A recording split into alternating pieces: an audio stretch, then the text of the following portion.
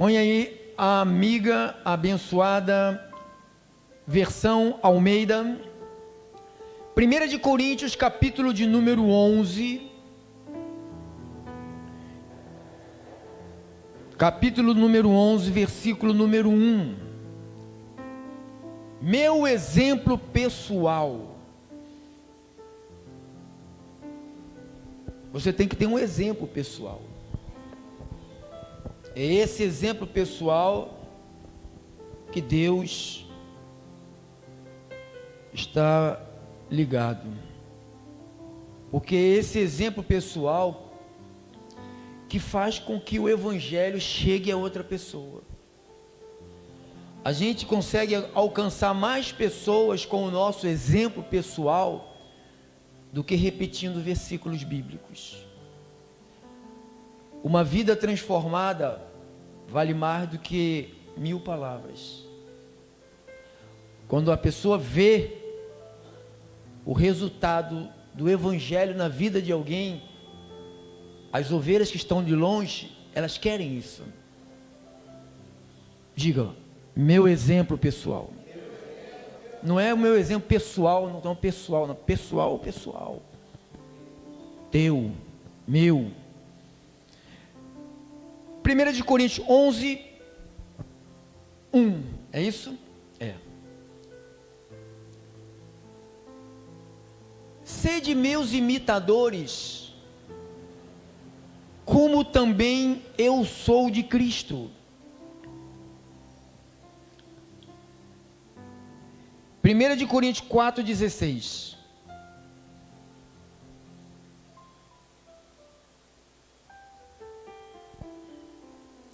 Admoesto-vos, portanto, que sejais meus imitadores. Filipenses 3,17. Irmãos, sede imitadores meus e observai os que andam segundo o modelo que tendes em nós. A outra versão, 1 de Coríntios 11, 1.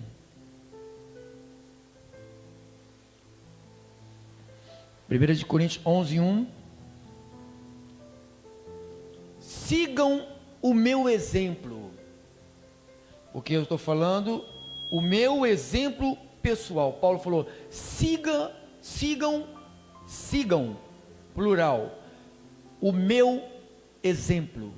Como eu sigo o exemplo de Cristo. 1 de Coríntios 4,16. Portanto, eu peço que sigam, plural, o meu exemplo. Filipenses 3,17. Meus irmãos, continuem a ser meus imitadores. E olhem com atenção. Paulo falou assim: sede meus imitadores, e olhe com atenção também os que vivem de acordo com o exemplo que temos dado a vocês. Então, Ministério Restituição é um ministério de exemplo. Senhor Jesus Cristo, nosso Senhor, aqui se reúne a tua igreja, porque os membros estão coligados. Aqui está o corpo está aqui. Os membros se juntaram, não importa se é 5, se é 10, se é 50, se é 1000. Quando os membros se encontram, se unem e formam esse corpo glorioso, que aplaude, que louva, que canta, que pula, que salta, que dá muitas glórias para o único que é digno de receber toda a glória, Jesus Cristo, o nosso amado, o amor da nossa vida, o verdadeiro amor da nossa vida. Aqui nós devemos mostrar toda a intensidade de amor Jesus, nosso Senhor. E o povo de Jesus diz amém. Dá um aplauso. Eita, glória a Deus. Amém, Jesus. Obrigado, irmão. Obrigado a todos os santos. Glórias a Deus. Meu exemplo. Nós falamos nessa jornada que nós estamos desde domingo, né? Nós falamos sobre o Senhor assemelha o nosso testemunho a uma luz iluminando lugares escuros.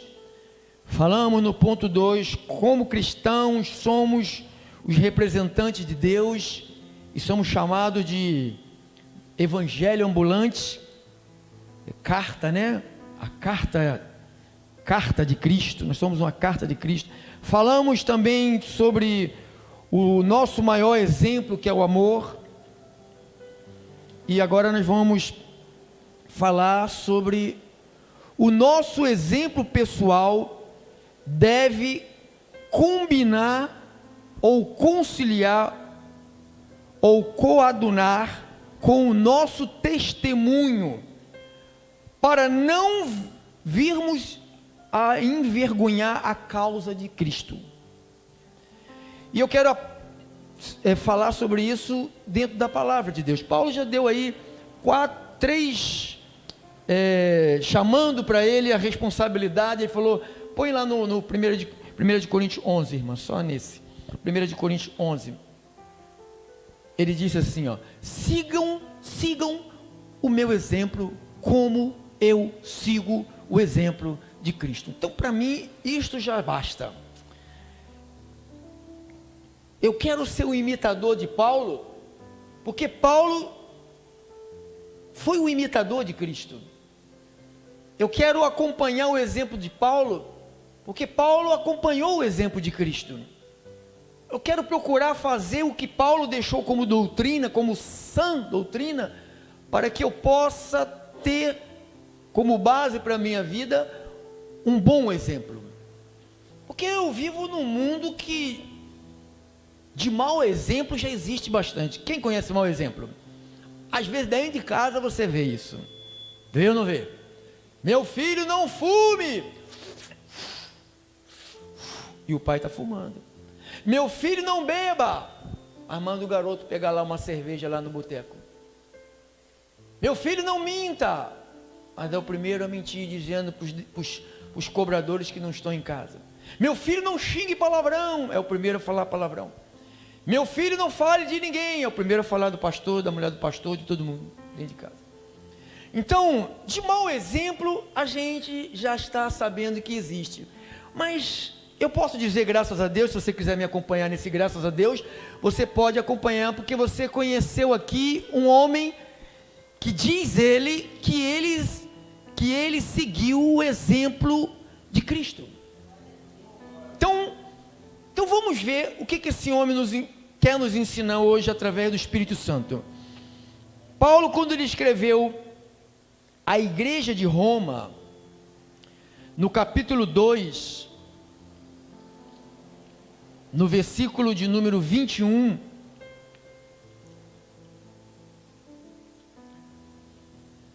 capítulo 2, versículo 21 ao versículo 24, eu vou ler aqui, deixa lá, tá, irmã, depois eu vou ler ali. Tu, pois, que ensinas a outro, não te ensinas a ti mesmo? Pergunta. Tu que pregas que não se deve furtar e furtas? Tu que dizes que não se deve adulterar e adulteras? Tu que abominas os ídolos e roubas os templos?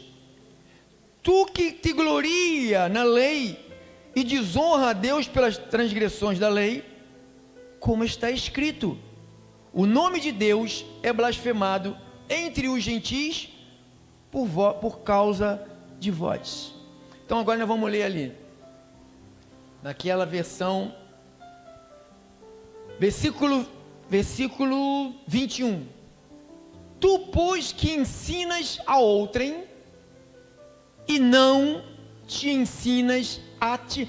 Paulo está falando assim, olha, ele está tratando aqui Se você ler o contexto do capítulo 1, porque já expliquei para a igreja que uma carta, nenhuma carta é elaborada em capítulo. Uma carta ela é corrida.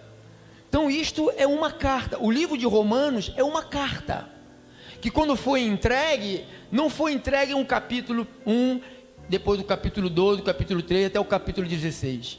Não, foi entregue a carta. Então quando você separa assim, dá um entendimento que é duas coisas separadas. O primeiro capítulo é separado do segundo capítulo. Não, está tudo no bojo. Então Paulo está se dirigindo aos religiosos. Aí ele diz o seguinte: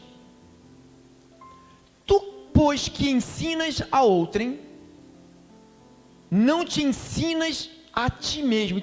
Paulo fala, tu que ensinas a outrem e não te ensinas, você não ensinas a ti mesmo, perguntando para eles, por que vocês são professores dos outros e vocês não são professores de vocês?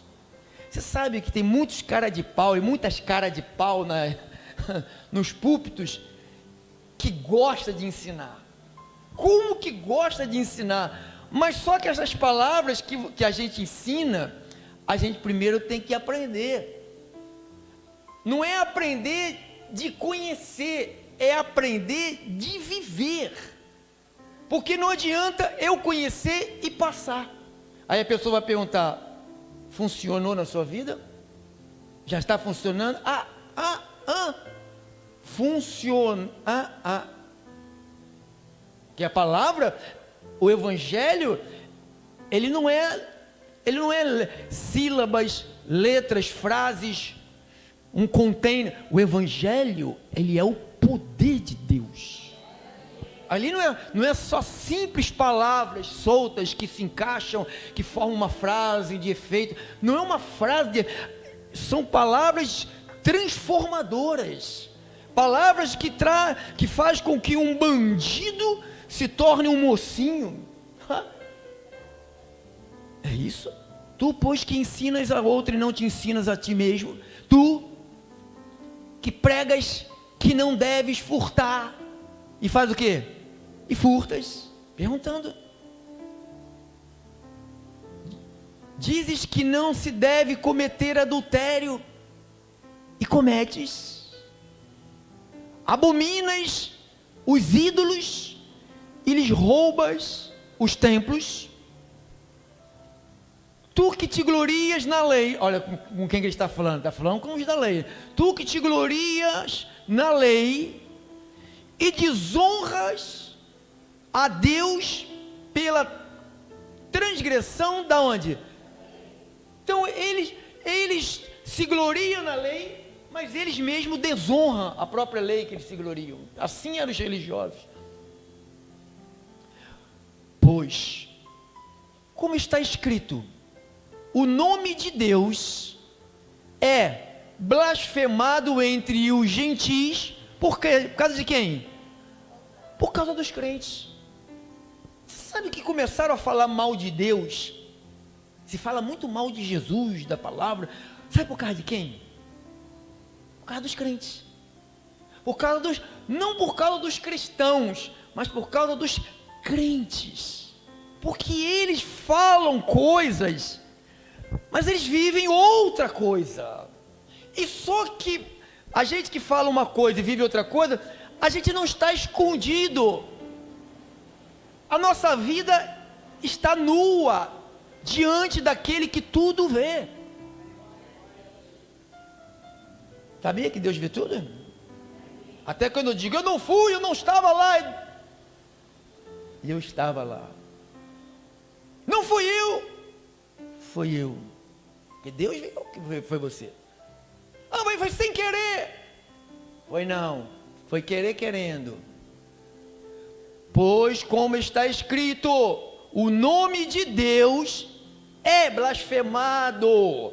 Eu não posso, irmão, vou repetir o assunto. O nosso exemplo pessoal deve combinar com o nosso testemunho, para não virmos envergonhar a causa de Cristo. Então, se eu falo um troço e vivo de outro jeito, eu estou envergonhando O Evangelho. Eu estou me tornando uma pedra e a Bíblia me chama de pedra viva. Eu não sou pedra de tropeço, mas quando eu tenho uma vida, um exemplo, falo de um jeito e vivo de outro jeito, eu estou sendo um tropeço, eu estou envergonhando. Deus não criou filhos para envergonhar ele. Quem é pai aqui? Tem filhos que envergonharam seus pais, se meteram nas drogas. Eu envergonhei minha mãe, envergonhei. Meu pai já tinha morrido já quando eu já estava nas drogas, não tinha pai. Eu envergonhei minha mãe, mas eu fiz ela nem se envergonhou, porque ela nem sabia que eu usava drogas. Nem sabia que eu usava. Porque eu não fazia isso na frente de ninguém, sabe, não fazia dentro de casa, na frente dos outros. Então, mas mesmo ela não sabendo, eu envergonhei minha mãe, envergonhei a minha família. Então, eu não posso ter um tipo de vida e ter um outro tipo, porque eu vou envergonhar aquele que me alistou, vou envergonhar o Cristo que eu digo que é poderoso. Se Ele é poderoso, o meu exemplo tem que combinar com o meu testemunho. Aonde que eu vou dar testemunho? Até os confins desta terra, irmão. Ou seja, aonde você estiver. Aonde você estiver. Hoje eu estava o meu carro deu um problema, eu carreguei o dono da loja no meu carro. Aí não perca a oportunidade, irmão. Aí ele entrou no assunto, eu já entrei no assunto de Jesus. Aí ele já entrou no assunto que teve um livramento. O carro dele, arrebentaram com o carro dele antes de ontem, entraram com outro carro, bateu na direção do motorista, que era ele estava com os olhos todo roxos da pancada. E aí eu já entrei com a palavra, falando: olha como é que Deus te ama. Aí ele falou: meu pai morreu com 50 e poucos anos, usuário de droga. Eu falei: o meu morreu com 50 e pouco, usuário de cachaça, de bebida alcoólica. Aí eu perguntei: você é drogado, gosta de droga? Não, eu bebo, mas eu vou parar com isto. Eu tenho que parar com isso. Então já começamos ali a trocar umas informações sobre Cristo. Então ali o meu testemunho, eu senti que o meu testemunho entrou dentro daquele garoto, aquele rapaz. Então isto é a combinação do meu exemplo pessoal com o meu testemunho. Eu não quero ser uma vergonha, eu não quero envergonhar. Paulo, quando escreve aos Romanos capítulo 14, versículo 16, põe lá que eu vou ler aqui também, irmão. Deixa eu ler aqui. Não seja blasfemado o vosso bem. Romanos 14, 16. Não seja, pois, vituperado o vosso bem. Aqui, na outra, essa não é Almeida não, né, irmã? Põe na outra. Aí. Não deem, esse 14, 16, isso. Não deem motivo para que os outros falem mal daquilo que vocês acham que é bom. Olha, eu não posso dar motivo para as pessoas falarem mal daquilo que eu digo que é bom. Então, eu digo: Jesus é bom, Jesus transforma, e eu faço coisa de gente que não alcançou ainda essa transformação. Eu digo que Jesus é poderoso, mas eu só fico reclamando de tudo para as pessoas. Eu digo que Jesus é cura, e eu só fico ai. Então, o nosso exemplo tem que combinar, tem que conciliar com o nosso testemunho, porque eu não quero dar motivo para que os outros falem mal daquilo que vocês acham que é bom. Jesus é bom?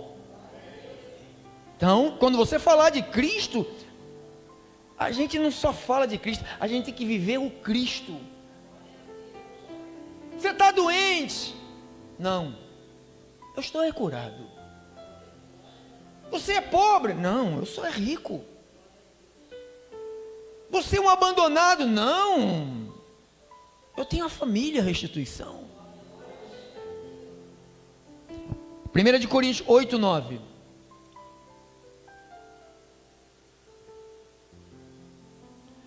Coríntios 8, 9. Mas tenham cuidado para que essa liberdade de vocês, olha a liberdade, olha a liberdade que alguns acham que tem, que pode falar, pode se comportar, pode viver de qualquer jeito. Deus perdoa. Deus perdoa? Claro que Deus perdoa. Se Ele não perdoasse, Ele mandava todo mundo para o inferno. Claro que Ele perdoa, mas é como você jogar, Viu onde caiu? Quem jogou? Foi eu. Se eu joguei, o que acontece? Tem que cair em cima da minha cabeça. Deus, não deixa que caia na minha cabeça, não. Vai cair. E caiu em cima da minha cabeça. Mas tenham cuidado para que essa liberdade de vocês não faça com que os fracos na fé caiam em pecado. Você é crente, cara? Você é cristão mesmo? Fala um palavrão desse jeito. Aí tem um menino aí que quer ser candidato a presidente da república, ele batiza, ele é pastor, ele é bispo, ele depois diz que não é nada, depois diz que ele é tudo, aí eu não entendo mais nada, mas xinga uma pilha de palavrão. Vai para lá, e vai para cá, e vem para cá, e blá, blá, blá, blá. Falei, puxa, essa liberdade não pode fazer com que o fraco caia. Então, eu tenho que ter cuidado, não só com a minha vida, não só por causa de mim, mas por causa dele, por causa dela, por causa dela, por causa dela, por causa dela. Então, quem tem o verdadeiro amor na sua vida, não se preocupa só, eu não quero nem saber o que os outros pensam de mim, eu gosto de viver assim, e eu sou cristão assim, e pronto, aí vai um monte de gente caindo, ou seja, não entra no descanso, e também fica na porta, não deixa ninguém entrar. A nossa atitude não deixa as pessoas passarem. As pessoas têm pavor. Você sabe que tem muitos cristãos, ou se diz cristão, que eles são culpados de pessoas não congregarem. Sabia disso? Por causa de quê? Por causa do seu mau testemunho. Ser crente igual o Joãozinho? Ser crente igual o Julieta? Nunca. Mas tenham cuidado para que a vossa liberdade, a liberdade de vocês, não faça com que os fracos na fé caiam. Olha o que está escrito aqui na minha. Mas vede que essa liberdade não seja de alguma maneira motivo de tropeço para os fracos. Paulo chegou a falar assim, olha, se você comer churrasco perto de alguém que diz que comer churrasco é errado, sabe o que você faz? Por causa do irmão, o que você faz? Não coma. Porque eu sou responsável. Às vezes a gente gasta um dinheirão com evangelismo para trazer, para botar as pessoas de pé. Às vezes com uma palavra, derruba a pessoa, manda embora. Então a gente está com uma queda de braço com a gente mesmo. O nosso braço direito lutando com o esquerdo.